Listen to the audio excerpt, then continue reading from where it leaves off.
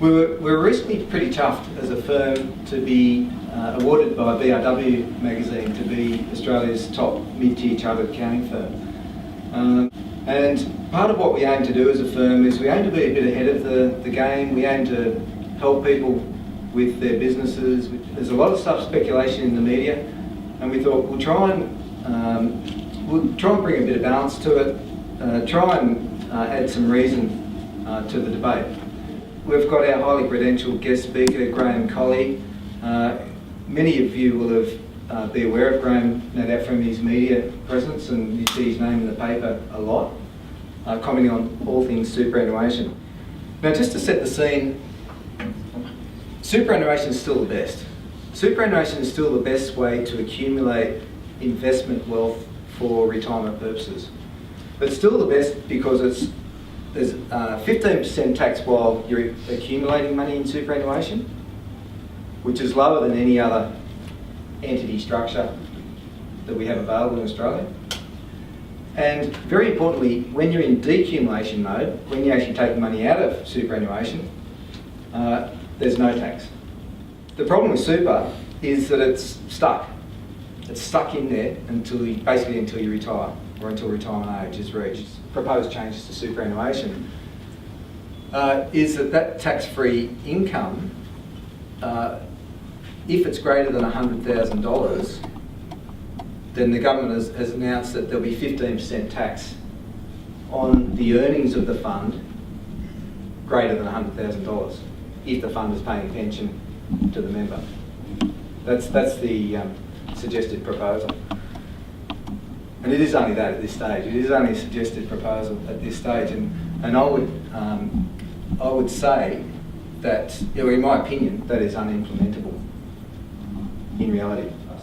Family trusts are great. They give you a lot of asset protection benefits. They give you income splitting benefits, tax benefits, but without the contribution limits that apply to superannuation. Given that family trusts have been a little bit off the radar over the past few years, but now I'm sort of highlighting, I think they're coming back onto the radar. I thought we'd have one of our bright young tax partners, Judd, there, give us an update on where things are at with family trusts at the moment. So if you wouldn't mind welcoming Judd there. Family trusts, discretionary trusts, have been in the news a great deal and have received a lot of attention over a long period of time, let's say. And while that's important for particular tax outcomes, I think that changes within the taxation of family trusts needs to be put within context. And so to discuss exactly what's going on and why it is that a family trust is still a very good alternative or complement to superannuation savings and investment. And that's one of the classic attractions of family trusts, is that there's no restriction from one year to the next of the way in which income is appointed to beneficiaries, and therefore the way in which it's taxed to beneficiaries. What's proposed at the moment is really, in terms of trust tax reform, to make those rules written 75 years ago updated and easier to be applied. But what's not proposed to be changed are the fundamentals, such as the taxing of trust income to beneficiaries.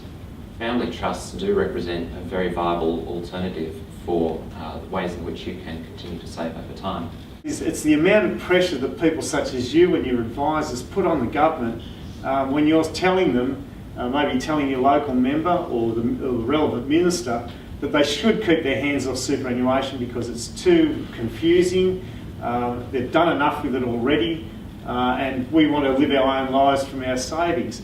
And believe it or not, just those little voices that you've got really do impact upon both the government and the opposition. An increase in concessional contributions, tax deductible contributions for those that are 60 and older, and that comes in from 1 July this year.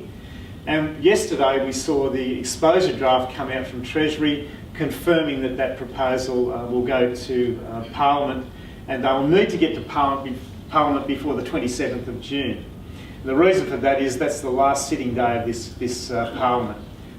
There won't be any sitting days after that because you've got the election, and subsequent to that, in the meantime, the government goes into caretaker mode and can't make any substantial decisions. And some of you might say, well, thank goodness for that. But so that's a fairly important one. It increases the deductible contribution by another $10,000 to $35,000 from the 1st of July this year.